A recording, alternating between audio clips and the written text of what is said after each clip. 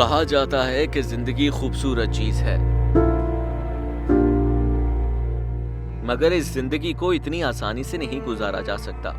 ان Royal park کی گلیوں میں مختلف چھاپا خانوں کی بوسیدہ عمارت کی پہلی منزل میں ایک ایسا شخص اپنی زندگی کو گزار رہا ہے جو چاہتا تو رائل پارک میں موجود لاہور کی مہنگی ترین عمارتوں کو خرید سکتا تھا، مگر اب زندگی کے مشکل ترین وقت کو بے یار و مددگار گزار رہا ہے۔ بس نہ کوئی حال پوچھنے والا ہے اور نہ کوئی کھانا دینے والا۔ کھانے کو تو بس چھوڑیں، بس اللہ سے آس لگائے اپنے رب کا شکر ادا کر رہا ہے۔ کسی نے صحیح کہا ہے، زندگی بے وفا ہے۔ آئیے آپ کی ملاقات مخدوم سعید سے کرواتے ہیں اور ان کی زندگی کے بارے میں جانتے ہیں۔ مجھے بتائیے گا کہ جیسا کہ آپ سے میں پہلے بات کر رہا تھا، بڑی عمارت دیکھی ہے آپ نے، کیا وجوہات ہیں اتنی غربت؟ ایک کمرہ، میلا بستر، چھوٹا پنکھا، ایک لائٹ۔ بس بیٹے وقت کے ساتھ ساتھ ہر چیز جو ہے نا چینج ہوتی ہے۔ کچھ اپنی بھی غلطیاں ہیں، کوتاہیاں ہیں، کچھ سزا مل رہی ہے۔ یہ نہیں کہ اپنی غلطیاں نہیں ہوتی، انسان کی بھی غلطیاں ہوتی ہیں۔ یہ مت کہیں کہ انسان کی غلطی نہیں ہوتی، ہر انسان غلطی کرتا ہے اور اس کو اس کی سزا ملتی ہے۔ تو آپ نے کیا غلطی کی جو آپ سمجھتے ہیں، جو آپ کہہ رہے ہیں کہ یہ آپ کے لیے سزا؟ غلطی یہی ہے کہ شاید میں نے کسی کا کسی کو دل دکھایا ہو، کسی کو ناراض کیا ہو۔ تو کیا وجہ ہے کہ اتنی عمارت دیکھی اور اب اتنی غربت؟ بس یہ تو اللہ ہی جانتا ہے یا میں جانتا ہوں، بس اس کے بارے میں اور کچھ نہیں کہہ سکتا۔ بس یہی ہے کہ اللہ تعالیٰ نے وہ دن بھی تھے اور بہت اچھے دن تھے۔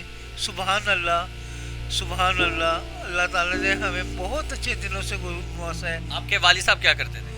میرے والد صاحب باہر تھے، MBD میں تھے، گراج میں تھے۔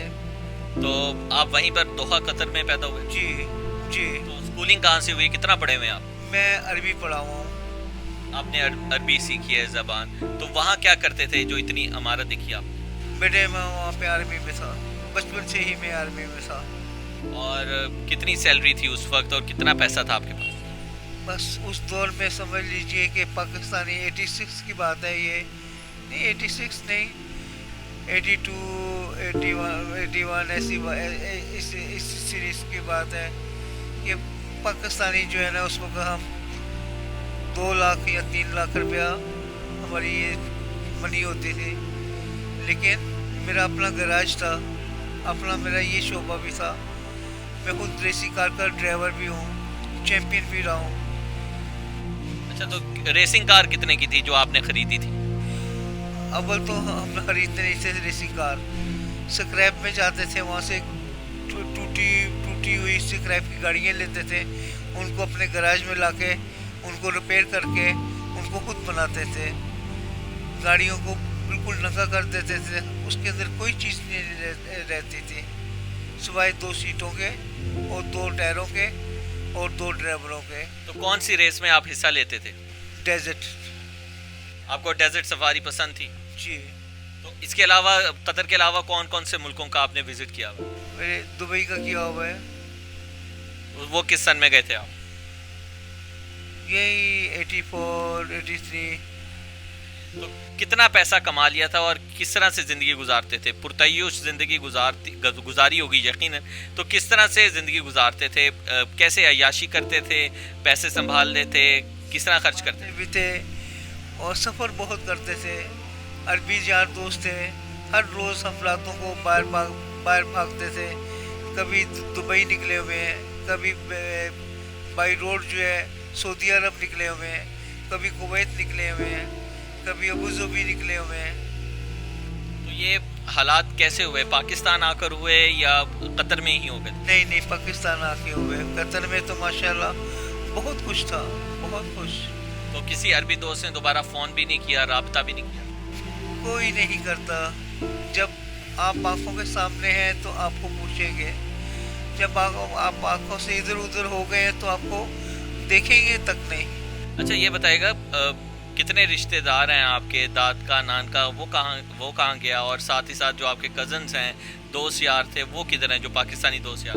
اب بس بیٹے آدھا تو ہمارا خاندان ختم ہو چکا ہے، جو ہمارے ماما نانکوں کی طرف سے جو تھا کوئی بھی نہیں بچا، سب اللہ کو پیارے ہو گئے ہوئے ہیں۔ اور داد کا کہاں کے رہنے والے تھے، داد کے آپ کے؟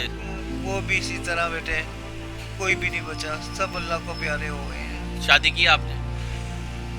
بس نہ ہونے کے برابر ہی ہے، کوئی اولاد؟ کوئی نہیں۔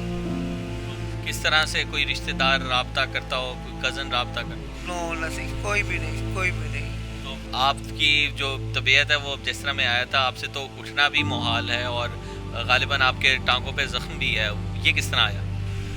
بس یہ گرمیوں میں بارش ہویا کرتے تھے، کچھ ہوتا نہیں تھا، نیکر پہنی ہوتی تھی، بس ایک دن ایسا آیا کہ بارش ہوئی ہے، بارش کے بعد جو ہے صبح کا ٹائم تھا، تو میرے پاؤں پہ تھوڑی سی خارش ہوئی، تو میں نے تھوڑی سی خارش کی، تو دوسرے دن کیا دیکھتا ہوں میرا پاؤں سوج گیا ہے، اور اس طرح جیسے دائرہ بنا ہوا ہے، اس کے اندر 7 رنگ ہے، چاروں طرف دائرہ بنا ہوا ہے، بیچ میں پیلا نشان ہے، جیسے کسی نے کوئی ڈنگ مارا ہو، کسی نے کوئی چیز پھونکی ہو۔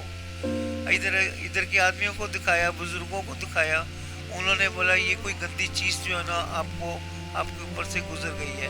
اچھا مجھے بتائیے گا کہ پھر ڈاکٹر کو چیک کروایا، علاج معالجہ کس طرح سے ہوتا ہے؟ علاج نہیں کراتا رہتا تھا، بس اپائج تھا، مورے درد کرتے تھے، اٹھ نہیں سکتا تھا۔ اب تو اللہ کا لاکھ شکر ہے، اب تو میرے جسم میں بہت قوت ہے، لیکن وہ چیز نہیں ہے جو ایک انسان کے اس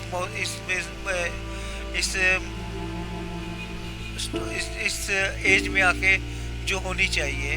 تو کھانا کہاں کھاتے ہیں، کس طرح سے کھاتے ہیں، کیونکہ آپ کی تو صحت بتاتی ہے کہ آپ اتنا کام نہیں کر سکتے؟ کھانے کو تو بس چھوڑیں، کسی نے دے دیا کھا لیا، نہیں دے دیا تو پڑے ہوئے بسترے پہ پڑے ہوئے۔ آخری بار اچھا کھانا کب کھایا تھا؟ کچھ مت پوچھیں، کچھ یاد نہیں، جو سیدھی بات ہے، کچھ یاد نہیں۔ اچھا یہ گھر دیکھ رہا ہوں جلا ہوا ہے، دیواریں بھی جلی ہیں، در و دیوار، دروازے سب، کھڑکی تک نہیں ہے یہاں۔ اس کمرے میں آگ لگ گئی تھی۔ یہ کمرہ کس طرح آپ کو ملا؟ یہ بس کتنے سال سے رہ رہے ہیں اس میں 5 سال ہو گئے۔ تو ملا کیسے آپ نے؟ بس ایک دوست ہے جو اوپر رہتے ہیں، بہت اچھے عزیز بھی ہیں، سمجھ لیجیے، ان کی مہربانی سے جو ہے اس چیز پہ انہوں نے کرم کیا۔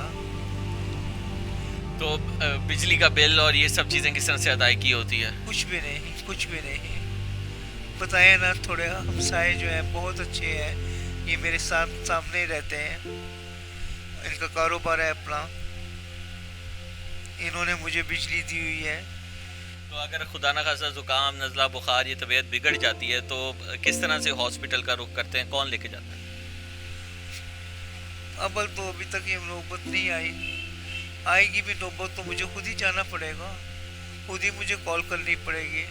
ناظرین، مخدوم صاحب کی گفتگو آپ نے سنی، یہ ہمارے لیے، ہم سب کے لیے بہت بڑا سبق ہے۔ جس اللہ تعالیٰ نے ہمیں نوازا، ہم دعا کرتے ہیں اس اللہ تعالیٰ سے کہ اللہ تعالیٰ نواز کر ہم سے واپس نہ لے، کیونکہ زندگی اس طرح کی گزارنا جہاں پہ میں اس وقت موجود ہوں، اللہ تعالیٰ صبر دے مخدوم صاحب کو، اور آپ لوگوں کو توفیق دے کہ آپ ان کی مدد کر سکیں۔ اور میں دعا گو ہوں کہ اللہ تعالیٰ مخدوم صاحب کے بھی حالات پر رحم کرے، ہم سب کے حالات پر رحم کرے، اور ان لوگوں کو بھی سمجھائے جو دولت کو اپنا سب کچھ بنائے بیٹھے ہیں۔ یہ دولت کسی کی نہیں ہے۔ اپنا خیال رکھیے گا، اللہ حافظ۔